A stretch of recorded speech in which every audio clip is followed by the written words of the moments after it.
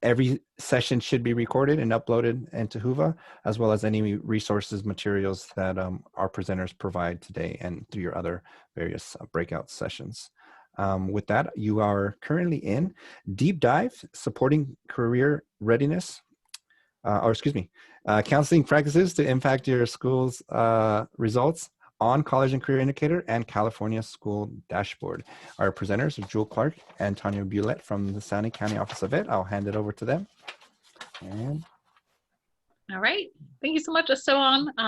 Like he said, I'm Jewyl Alderson Clarke, and I'm at the County Office of Ed, and we're part of the team who's working on how to best support your work on the CCI, or the College and Career Indicator, as part of the California School Dashboard.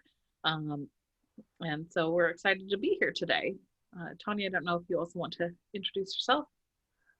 Sure. My name is Tanya Bulette, and I'm the counseling coordinator at the San Diego County Office of Ed, and a proud school counselor for over 20 years in the Grossmont Union High School District, where the San Diego County Office of Ed came out and trained us on CCI indicator and why it was so important for school counselors to know and understand this data.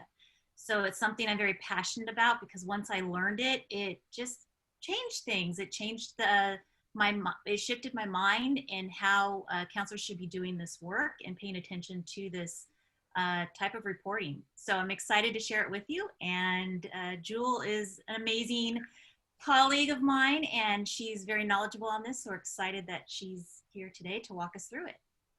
Fantastic. We also just, because we have a team who's working on this county office, we have a couple of folks, Ross Godfrey and Ava Pando-Solis, who are on the call.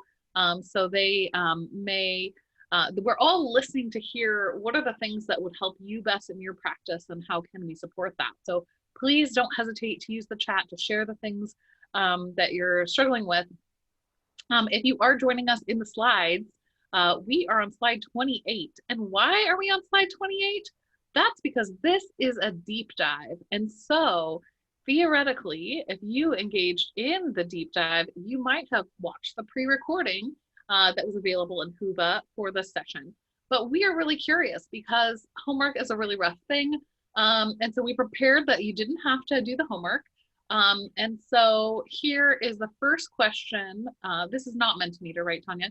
This is if you can either answer in the chat or in Whova, or just use that like thumbs up or yes button on your participants, or the no, the thumbs down if you didn't have a chance.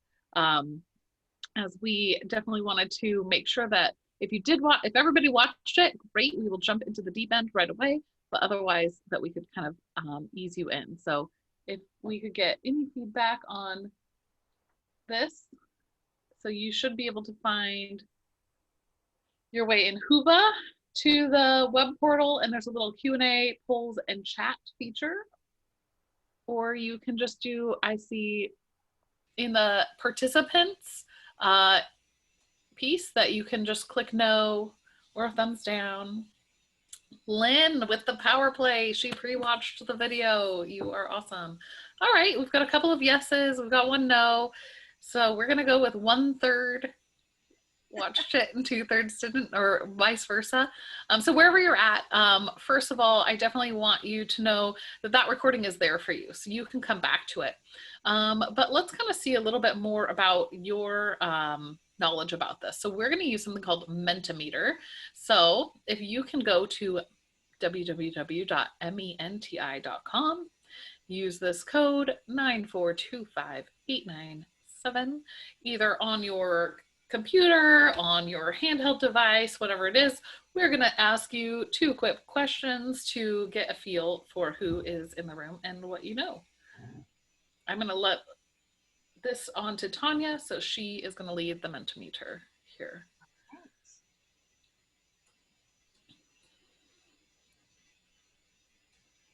Okay, I'm going to share my screen. Now this is our first time using Mentimeter. I know this is a kind group, so hopefully it works. Can y'all see my screen there? All right, so looks like for the question, what level do you work with? You can see the numbers are coming in. We've got several high school, 1 middle school, awesome.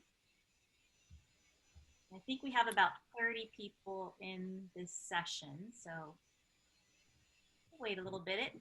Everyone gets You'll in. see at the top there, it still has the menti.com and the code, so you can jump in and join us. Surprise, surprise, no college people came to look at what accountability is in high school. No way. And this is a great tool. The free tool only allows for 2 questions, which is why we only have 2 questions. But if you want to purchase it, it's I think $10 a month, but there's a lot of bells and whistles. But it's a great way to engage your audience in a live format. Very simple, as you can see. Okay, I'll wait for maybe a couple more to jump on. It looks like I've got 18. Great.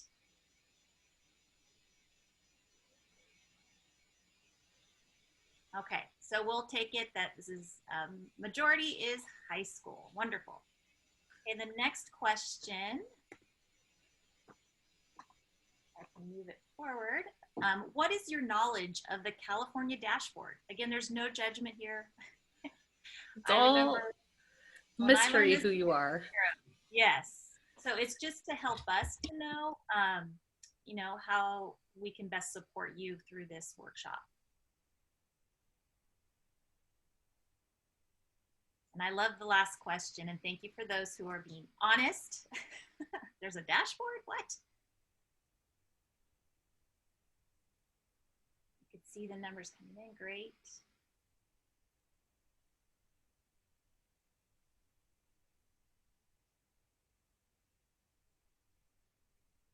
Okay, so majority have seen it, but they just haven't spent time exploring it. Perfect, that's great. Because today we're gonna do just that. And I think after you see it and we just give you some materials to walk you through it, I think you're gonna be really excited. At least I was excited when I started learning more about it.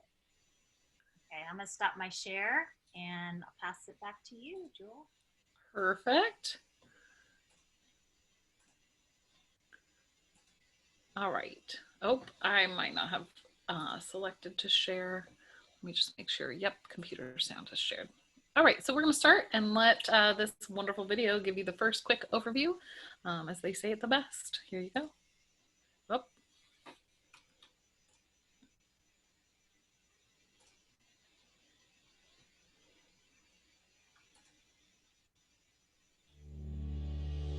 Welcome to the California School Dashboard. Let the conversations begin. How many students graduated on time at my son's high school? Are students learning what they need to in English and math? What's our district doing to get more parents and families engaged in real ways? The California School Dashboard is the place you can get more information about each of these questions and more.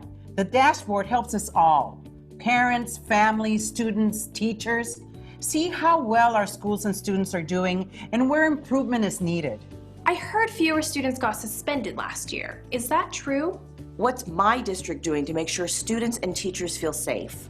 Think of the dashboard as the ultimate conversation starter. The information helps us talk to each other and with teachers and school leaders about what actually is going on in our schools. It helps us think about what additional questions we want to ask and where to find those answers. Like what programs are working well in our district? Or what's being done to help students who are falling behind? Or which schools need more attention? Right. The dashboard provides information that helps us have more informed conversations that lead to better planning and better results for kids. Plus, it's an important way to hold our schools accountable, to see if they're making progress over time. That seems like a lot to ask. It is.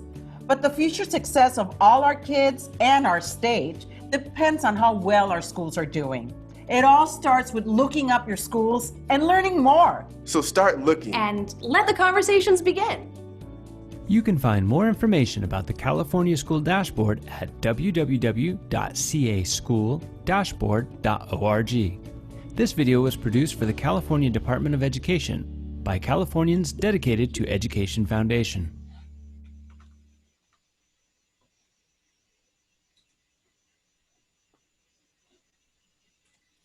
All right, so we did a bit of a deep dive in the preview video on just navigating the whole dashboard and getting in and out. And Tanya played the counselor role at a out-of-county school so that we could dig through some data and give you kind of a quick overview of what that would look like.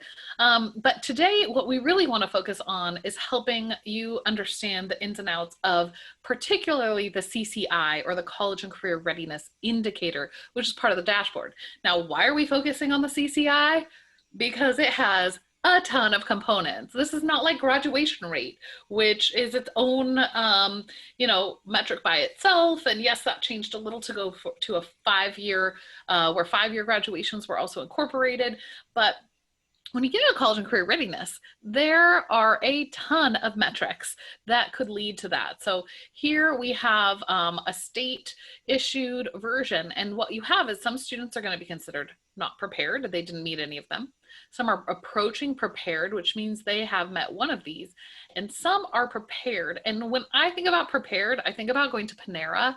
Has anyone been to Panera and you're like, ooh, I get to pick 2, and there's like the you pick 2 menu, and you're gonna you could pick this and that, or this other one and over here. Sometimes you could pick 2 together. Sometimes it's like an extra cost to pick something. So what you'll see is most students need to hit at least 2 metrics in order to be on the prepared, but there are different combinations of those metrics that are allowed. What we've done is tried to simplify this, and you can upload the document. The document is in all of the chats. It's in the chat on Whova, and if you can access the chat here, then we can also make sure that you have it here in the chat for Zoom. But what you'll see is for each one of these different metrics that there are multiple ways for students to be considered college and career ready. And the reason is that there's no one way to be ready for college or career and career, whatever it is. And so what we know is that we want students to have a broad range of experiences. And that's what this kind of leads to. So what we want to help you do is navigate this particular document, but we've also created some resources. So you are now in the worldwide release of our new resource page we're building for the CCI. Now, I made it this week, so updates are to come. But we are actually creating a separate small video, if we come back to this slide, for each one of these components, and we have the first handful of them done. And so we wanted this to be a resource that you can use with parents, that you can use with other stakeholders, in ensuring that people understand the CCI. So here's our worldwide release with a bit of an overview of the dashboard, a little bit on the CCI, and then here are a few of the videos who are part of that. And so thanks to our SDCOE team for quickly creating videos over the last couple of weeks, and you may see some updates to those as we come. And here's our CCI team here. So this is a great resource for you, and I'm going to drop this in the chat, and Esteban will translate that over to Whova for us as well, for those of you who are there. So we want to help you. So basically, because this was a deep dive, what you're supposed to have done is watch the video, and then we don't just talk at you this whole time because that's boring and you're tired of being talked at. This is all about being interactive and pushing you. So right now, we're gonna do a quiz using Kahoot, where you're going to want to access this document. So that's why I dropped it in the chat. It's also, Esteban has dropped it in Whova. And so if you can get to this document that you see right here, that's going to be your best friend as we jump into Kahoot for the next segment of this interactive session as part of the deep dive. When that's over, be ready, because we're not going to let you off the hook. You are going to jump into your own data and take some time to explore it, and even kind of build out your own highlight page around your own dashboard. So are we ready? Okay. We're going to want this document. You're going to go to Kahoot. And I think at this point, Tanya is going to take over screen share.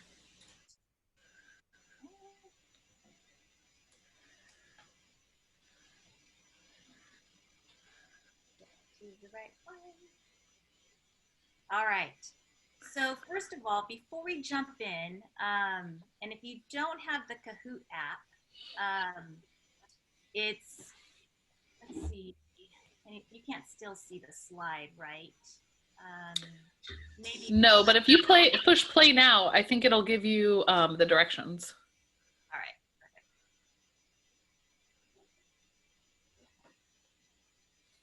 Okay. There you go. So it's loading the game pin. So hopefully you've used Kahoot before. Hear that music. It's a little old after a while. But if you could go to www.kahoot.it and then you put in this pin number, and then as soon as we start to see some players, you can give yourself a creative name. You have to watch it with students because they like to sometimes add inappropriate names. You got the focused in. All right. Everybody's joining. Great. And again, if you could have that chart up, I have it up really big on another monitor, or have it in another tab. The music is really loud, Tanya, compared to your voice. Is that better? Yeah. You can just play music in your head, everyone. Music is kind of. I'm in. Guess what I named myself in that pile of names? I love CCI. That's me. I'm so nerdy. I love it. I'm all in. We'll wait for a few more. So if you have that chart up, it's going to help.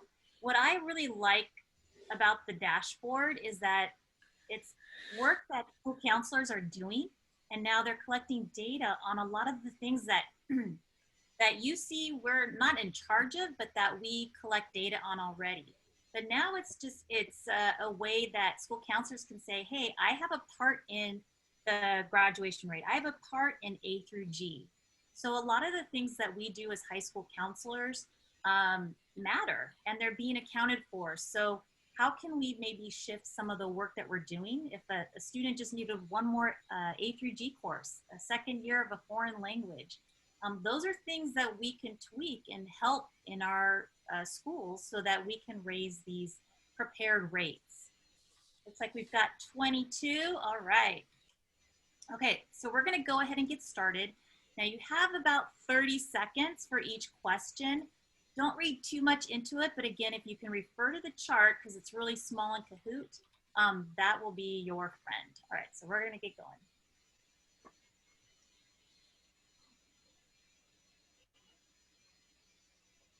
Okay, this student completed all A through G requirements except 1D, scored a 3 on ELA, and a 2 on the Math Smarter Balance, and was awarded the State Seal of Biliteracy.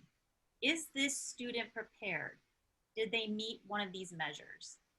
So you're going to answer if they met the measure, they're prepared with the A through G requirements, the State Seal of Biliteracy, the Smarter Balance Assessment, or did not meet any measures.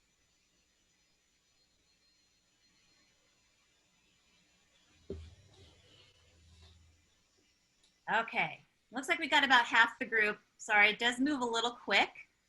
And 6 of you responded correctly. Yes, the State Seal of Biliteracy. So if you refer to the chart, so there's multiple variables here about this student. They completed all the A through G requirements except they got a D. If you look at the chart, number 8, for a student to be marked as prepared by meeting A through G, they complete all the requirements, however, they need a grade of a C- or better. So no, this student did not meet it through A through G. All right, then we look at the second component, scored a 3 on ELA and a 2 on the Math SBAC. If you look at number 1, in order for the student to be marked prepared using the Smarter Balance Assessment, they need to score a level 3 or higher on both ELA and Math. So they did not meet it with that one alone. And then the last one, awarded State Seal of Biliteracy.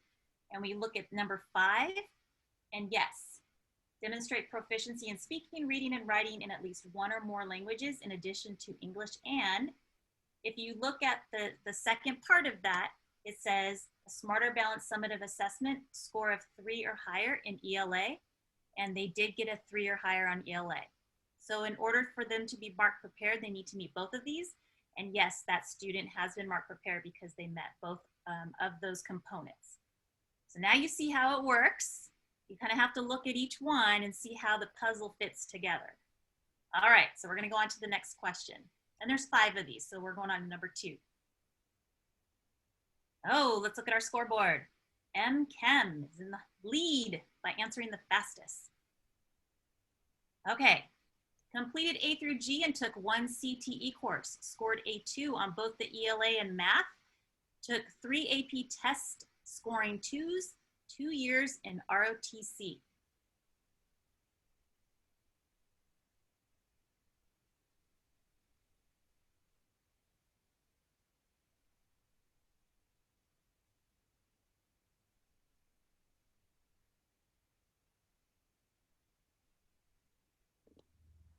I clicked too quickly and I did it wrong, but It's all right, no judgment. I didn't read the answers properly. All right, the correct answer for this one is they did not meet any measures. So they completed A through G and took 1 CTE course. Okay, so let's look at number 8 on the chart. So they completed A through G, great, but they also need to meet one of the additional following options. When we look at A, CTE pathway completion, in order for a student to be marked prepared, they need to finish a pathway, not just a course. So it's usually it's a sequence of courses. So at least 300 hours and completing a capstone course with a grade of C or better. So they didn't meet it with the A through G.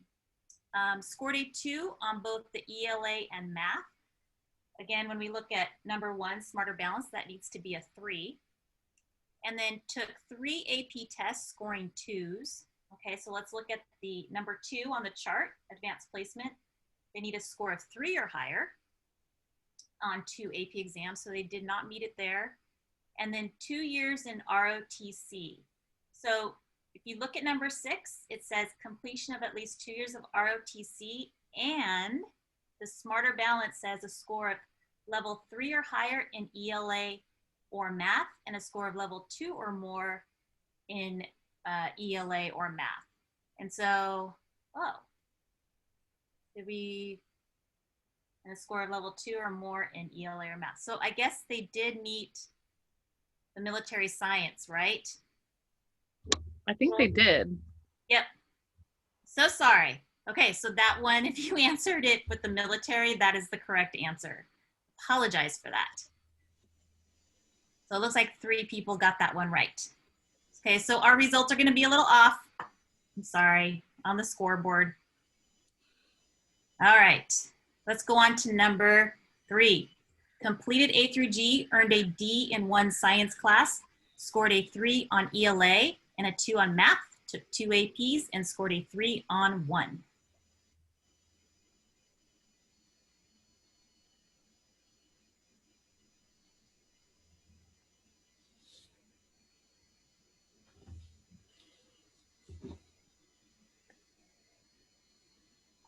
Okay. 8 seconds, get those scores in.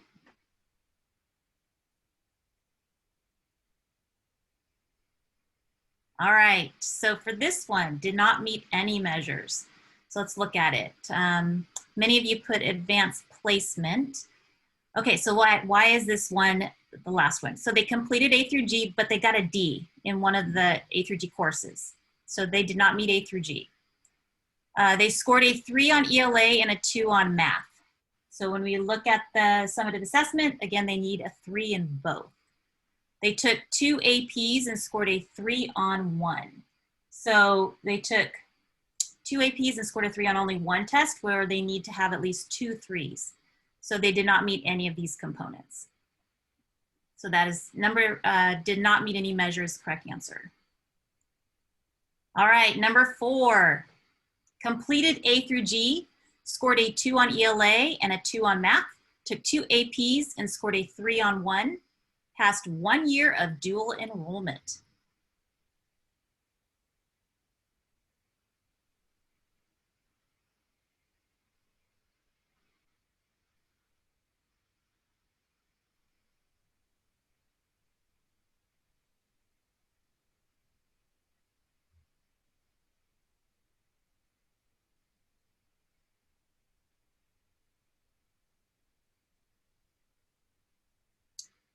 Okay, so this was a trick question, and many of you got it right. This student is prepared with either one of these. So with A through G or with the college credit. And again, just remember with the A through G component, it's completing A through G plus one of the additional. And because they got a 2 on ELA and a 2, that is a 2 on ELA and a 2 on math, I think you need to have a 3 in ELA. But they took 2 APs. Oh, let's look at that one. They took 2 APs and scored a 3 on one of them. And so that's how they met it. So they didn't meet it with the Smarter Balance assessment, but they completed A through G and they took 2 APs and scored a 3 on one. So that marks their A through G complete. And then of course, passing 1 year or 2 semesters of a dual enrollment course also gives them the college credit. Okay. And question number 5, completed A through G, scored a 2 on ELA and a 3 on math, completed a CTE engineering course, and another in photo.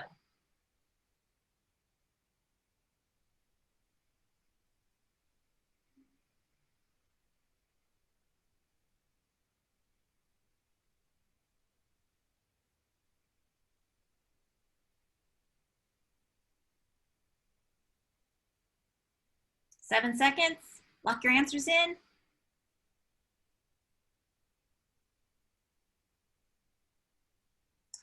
All right, and they did not meet any of the measures. So again, they completed A through G. However, when you look at the +1 option, when we look at the Smarter Balance, they need at least a 3 on English. They can get a 2 in math, but they have to have a 3 in the English. So they did not meet A through G. And then it says completed a CTE engineering course, but not a pathway. So if you look at the CTE pathway completion, one course does not complete a pathway. So they did not meet A through G. So this student did not meet any of these measures. So that's how it works. I know it's a little tricky and every student and situation is going to be a little different, but at least you can see kind of how this all works. And again, I apologize for that one question. But let's just see. Oh, looks like Jewyl. And then BLT. And then number 1 was MChem. Yay!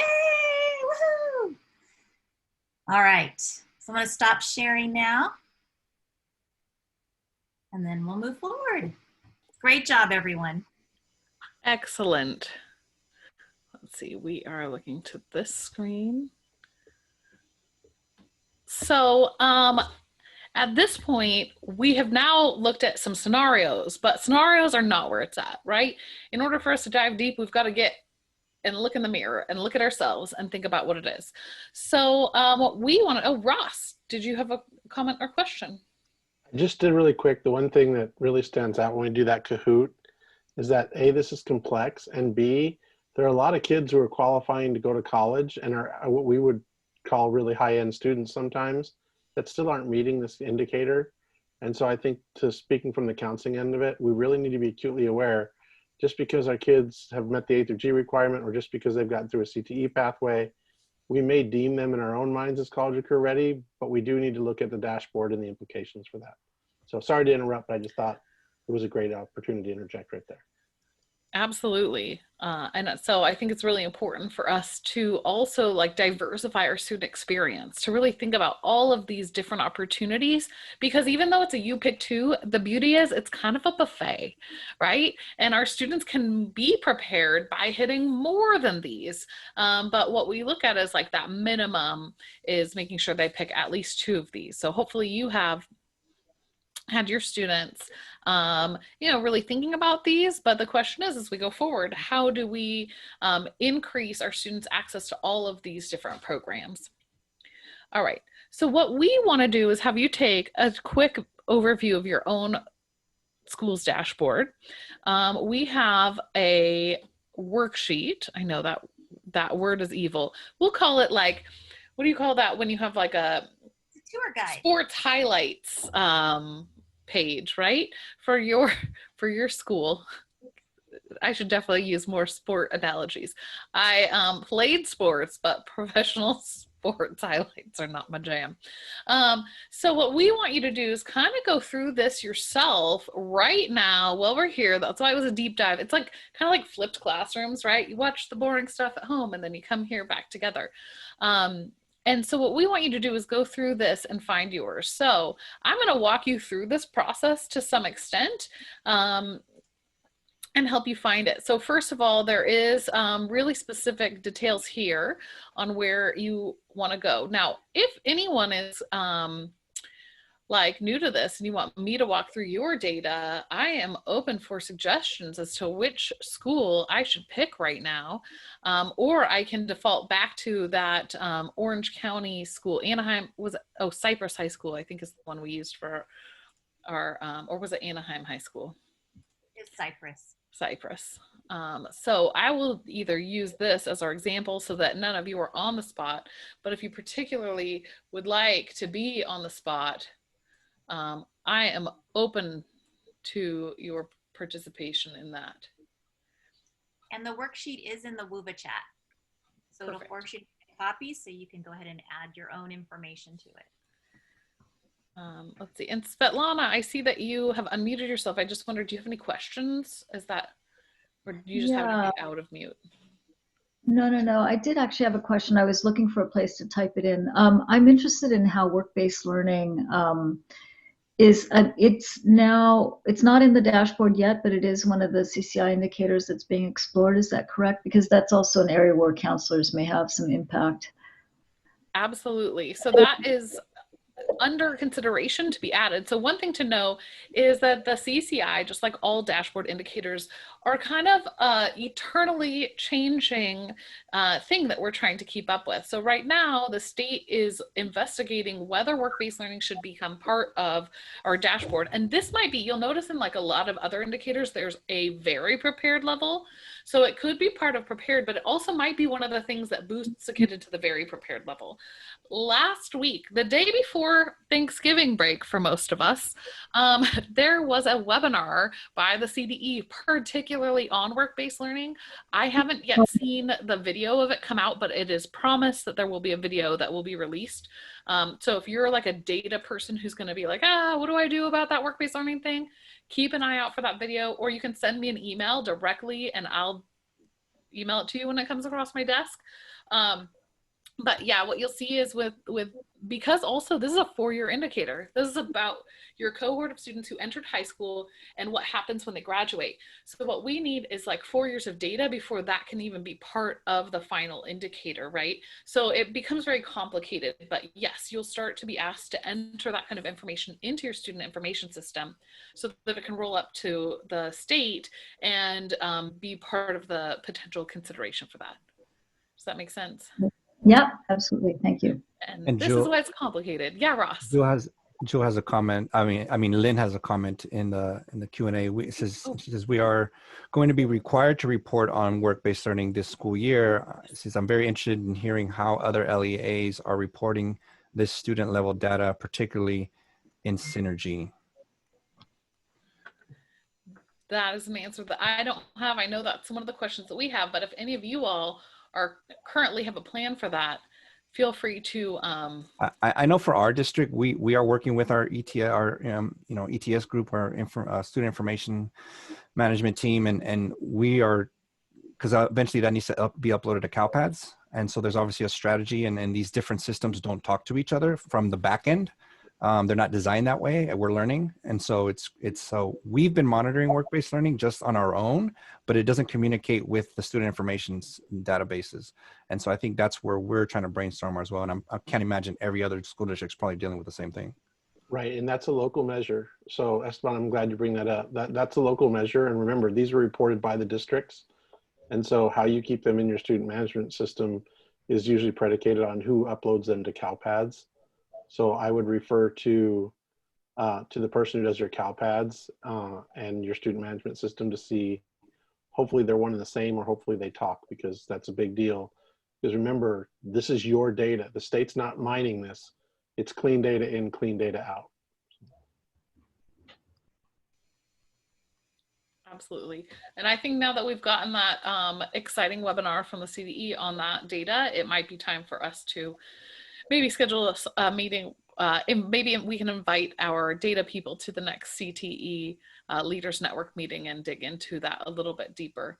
And so if any counselors are interested in jumping in on that, let us know. So we have All another right, question. Sorry. Oh yeah, go ahead. And the question is there a tool or app to help identify students who have met two or more of the factors? That way we can minimize human errors. Well, and you're not actually going to be the one who clicks in a system whether or not they're prepared. That's actually going to be rolled up into the state from multiple places, from the district, from all the AP and IB scores come in separately. So there's a few different data sets that do roll into that.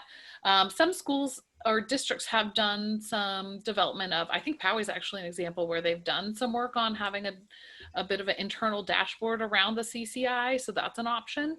But really, if you can consider making sure that each student's kind of program of study includes enough of these that they're going to hit 2 of them, that would be ideal. But that's a really great question because our task force is looking for what people need, and that might be something that we could look at developing.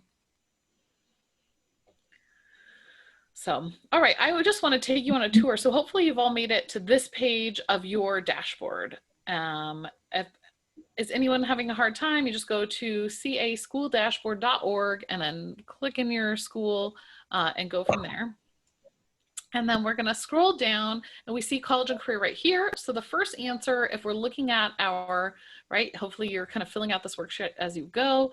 The first answer here is that our CCI is green. Then we can scroll down a little bit and we have what they call kind of the baseball card for each indicator that gives you a little more detail. So here is this little box, and that's the box that is screenshot on your handout. And you can see a lot more information. You can see that 69.4% of students are prepared. You can see that this means they've increased. And if you know enough about the CCI or about the dashboard in general, it's about the status and the change. So in this case, they have 69.4, that's the status the number of students have, but because they're increasing, that also helps their spot on the, they're kind of on the color grid that you'll see for CCI. So if I wanna know more about different student groups, I'm gonna click this view more details. Pause for a second, because when it gets there, it will rearrange the page so that you get just to college and career. I know there's 690 students in this cohort, and I can come down here and I can see all of my student groups. Now, can anyone tell me why there is no performance color for all 5 of these student groups at this particular school? In the chat. Or you can unmute yourself. Why no performance color?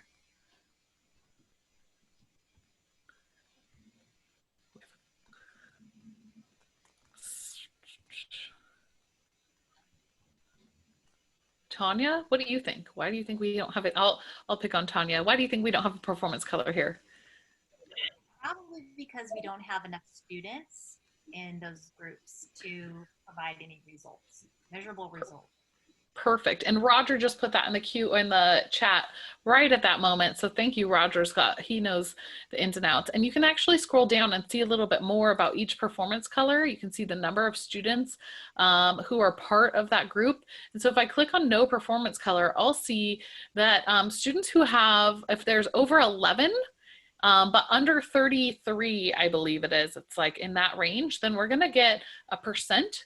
But we're not going to get a color because it's just too small of a denominator in order for that to be like scientifically relevant.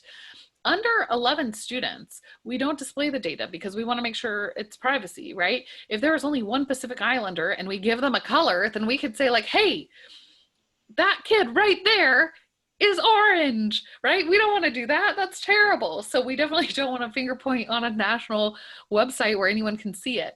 And so you will not get that. Now, sometimes you'll get a color at the district level because it's a cohort of all of your students at the district. So And that helps to see the bigger picture, but it doesn't identify down to the student level. So that's why you'll see some of these differences. Now, this data is great, but somebody was asking earlier, right, about how do we identify students who met 2 or more factors? So this doesn't give you that data. That data is in a sneaky, awesome place. It's right up here at the top. No matter where you scroll, there's something called View Additional Reports. And this is where the magic happens. It's a scary looking page. You go over here and you want to scroll down to the College Career Measures Report. Dun, dun, dun. Get ready for a huge, giant data table of knowledge. Now, if you are trying to navigate there yourself, I kind of want to do this again so that you know. So here you are, you're anywhere on your own dashboard, and up here it says View Additional Reports. You click on that. There's a bunch of tiny writing over here. So let's see if I can make it bigger so you can really see which one we want to look at. The other one that's interested is this placement report. Oh, should I click on that and show you what that is? But what you really want is this College and Career Measures Report. That's going to give you a lot of data. The placement reports, they just tell you where the status and change. So I can do this, which is, placement reports are pretty cool. Make it smaller again. So here we can see, right, it was like 65% was the overall students, but here you can see all students were here, it was increasing. And so you can see on that crazy 5 by 5 that has like you increased, you're high, medium, low, and there's one of these reports for every single indicator. And this is also a super fun place to look. But I actually want you to be at this other one, the College of Career Measures Report. And if you scroll a little bit, what you'll see is a ton of crazy data. Now, when we get in here, let me just walk you through what you're going to see. Here, you're going to see that this cohort has 690 students. So that means there were 690 students who graduated from high school. Actually, not necessarily, but 690 in the kids who should have graduated from high school from that original cohort that entered together in 9th grade. Is it every kid who entered 9th grade together? It is every kid who has not, their number has not been transferred elsewhere who entered 9th grade together, right? So if you have students who transfer out, their number gets transferred into that data set. Students who transfer in, their number gets transferred into your data set. So wherever they are in their journey, they're captured somewhere. We can see that about 69.4, are prepared, approaching 14%, and there are 16.7 students who are not prepared. They didn't meet any of these metrics at all. You can get the demographics as well, but here is where the magic is. So what I want you to do is look at this page. Where do we have the highest amount of students who are meeting prepared metric? A lot of times we see red and we're like, oh no, red is scary. But here, red is actually good. And let me make this smaller so you can actually see the key here at the top. Wow, the darker the color, the more prepared we are. So where are we most prepared? Who's got the answer? Chat us, talk to us. This interface is not as easy with the interactions, but don't be shy. Ross, you're on my screen still, so I'm gonna bug you. Which of these different metrics here on the left is the one that they're meeting for most students? Well, it's awfully dark brown or brownish across the board here, so A through G completion is for the win. Yeah, props to those counselors. They're really ensuring students are getting into the A through G courses. And Megan Kermy also, Megan also answered in the Whova chat right at the same moment. So I'm glad that you're all able to read a graph, right? Since that is part of our computational thinking skills. So as we go through, we see A through G and Smarter Balance are the top ones. If I'm gonna zoom into this, because I love pathways and this conference has a big pathway focused. How many students in this cohort of 690 students, how many of them are prepared by CTE pathway completion?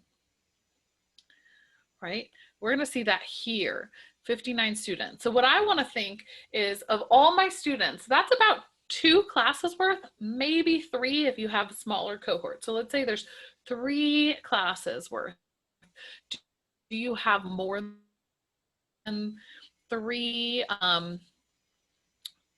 groups of students who are in their capstone class? How many intro or concentrator classes do you have? If you have like 6 concentrator classes and then only 3 capstone classes across all of your pathways, and you're only getting 59 students out, is there something that we can do to increase these numbers, right? So one of the things I encourage you to do is look at this and really think about, like, in your school, what is not meeting your perception of the data? And I think that's a really important piece, because that helps us to see where the data we put in isn't clean enough, or where the actions that we're taking aren't resulting in a result. Okay, so if we look particularly at this, I'll tell you the one that jumps out at me the most in just about every single district is always college credit. So in this case, they got about 20 kids with college credit. So let's think about it. How can you get college credit? You can get it through dual enrollment. So maybe they have dual enrollment. Are only 20 kids in dual enrollment? Are there more than that? Why aren't their dual enrollment numbers reflected on the dashboard? They could be getting it by articulating, but articulated courses are courses that are offered by the college or by the high school that have an agreement with the college. In order for a student to get the college credit, they have to go apply to the college, claim the credit, get it transferred to their transcript, right? The only way college credit courses can be counted on the California school dashboard is if the high school puts them into their system as a college credit course and has that relate to the state. So if you're just saying like, oh, you took English at the college, that's going to replace your English credit, and you just put it in a plain old high school English credit, then you're not going to get college credit on the dashboard. So that's one place where I see a lot of cleaning needs to happen, as well as a lot of advocating for students to get that college credit onto their transcript. So only transcripted college credit is going to count. If I scroll down here to approaching prepared, there are 4 kids who did college credit but didn't complete a pathway, didn't do well on a SBAC, didn't complete A through G, didn't do military science, right? So we've got some kids who are getting college credit and nothing else. We have 18 kids who completed a pathway. So this is me scrolling down. Let me just make sure you see where I am on the page, right? Here's the report. The first set of kind of like orange and red is going to be the prepared student data. Then there's a whole new set down here that's approaching prepared, and this is your gold mine. Approaching prepared are the students who just need, you pick one. You're like, no, this is Panera, you get to pick 2, right? So all we need to do with these students, and I know this is like what we call lag data, right? This is data after. These are kids who already graduated. You will never see these kids again. But the next kids are in the same system. And the system's going to keep shooting out kids the same way unless we change it. So this is why it's really helpful to look at data like this in order to change your practice and really be thoughtful. Okay, I'm going to look at my data and I'm going to say, wow, 18 kids completed a CTE pathway. And I know that means that they didn't do A through G, they didn't get any college credit, they didn't do well enough on the SBAC. What do I need to do? I need to make sure that my CTE kids are all in a A through G sequence of courses, right? Or maybe they just got a D in one course. You want to make sure that they go back and they retake that to hit the A through G. Maybe there are 41 kids here who completed A through G, but nothing else, right? Now, they might have taken a college credit course. They didn't put it on their transcript, so it doesn't count for the CCI. The bummer thing is, obviously, the kids don't care about the CCI. The kids, it doesn't impact them, right? It takes work to get it transferred onto their high school transcript. So there are some districts who have really done some work to change their system so that they've advocated with the community college so that it's easier for students to claim the credit.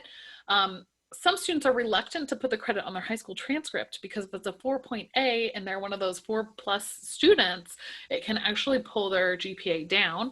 But we have at least one district in the area that has board policy that says if it's college credit, just like AP, it's honors. And so that helps to get students more opportunities if they claim that college credit to put onto their transcript. So sometimes there are ways we can incentivize you know, getting those college courses onto their transcript, because that helps us on here. But if a student is taking college level courses, you know, then there's a great potential for them to be getting those honors, but that's all about your board approval. So unfortunately, you can't make that happen at your site level, but those are some of the bigger system things that people can look at to make those changes.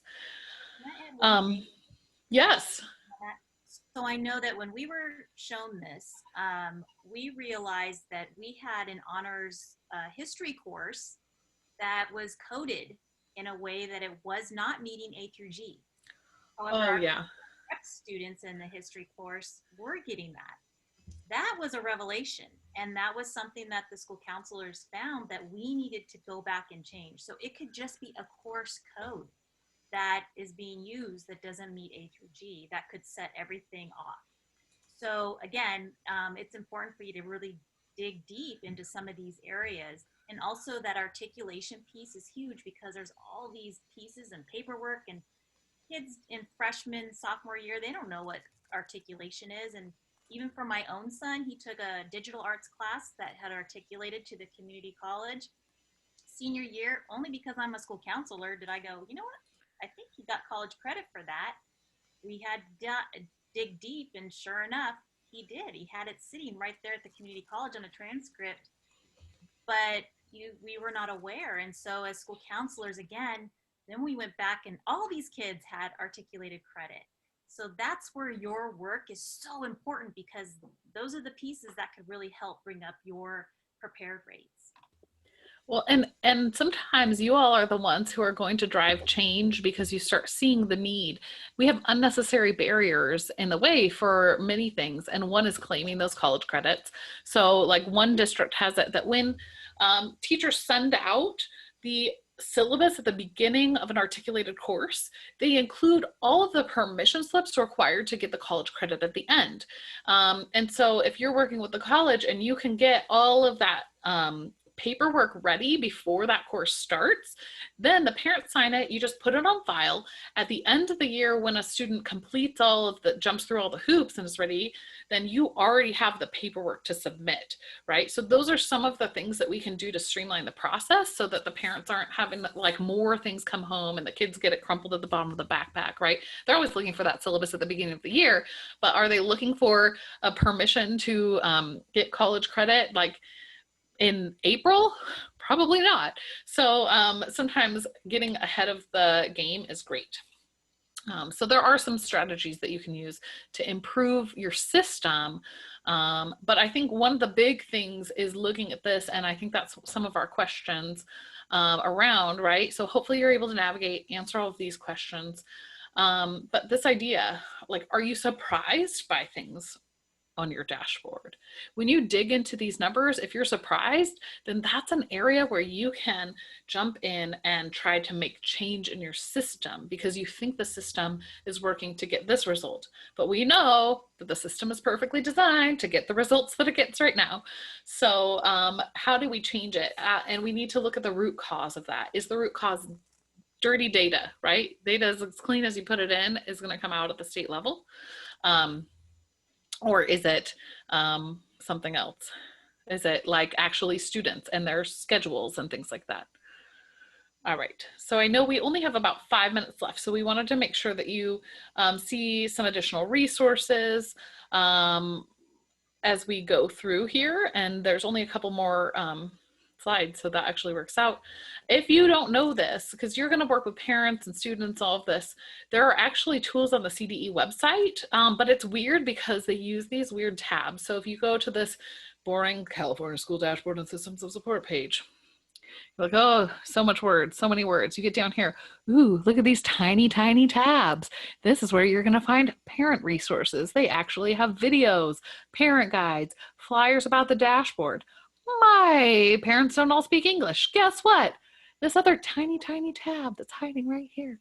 You click on that and they have a lot of this translated, particularly in Spanish, but they also have dashboard flyers in like Arabic, Chinese, Korean, Tagalog, Vietnamese, right? So these are all ways that you might be able to interact with and make sure that your parents are able to understand the quality needed for your students to meet college or career. So this, I'm going to drop into the chat as well in case you want to get to this page, but unfortunately it will just come to this generic page, and you have to know that there's these, here, let me make it bigger, these teeny tiny tabs that are right here just embedded in the page, and these are great resources for you to use when you're communicating with parents and students about the CCI. Again, a reminder, we're launching this page. Right now, it's kind of in a new draft form. We have a few videos on here, but we also have coming up, and this is one of the goals we have, is before the San Diego School Counselor-a-thon happens, that we will have it finalized. So you guys were a good initiator of this work. So hopefully, Tanya, do you want to talk a little bit about your, also your Counselor-Con that's coming up? Yes, so please join us for the virtual San Diego School Counselor Con Reboot 2021. We're going to reboot this year, start fresh, work on our self-care, talk about things that are presently on our minds. And so it's coming up February 3rd and 4th, which is strategically placed during National School Counseling Week. So ask your administrators to give you the gift of professional development. The cost is $30, which is a bargain.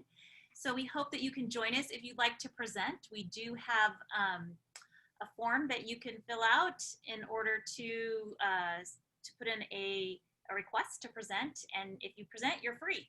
So again, another great way to get involved. And the registration link we will put in the WUVA chat. I have put it in the Whova chat and the Zoom chat. I don't know who sees which. Whova. So anyway, please join us. This is a great opportunity to get together with other school counselors, and it's become, you know, we're getting school counselors from Northern California, from out of state. So we'd love to have our San Diego school counselors represented. So please join us.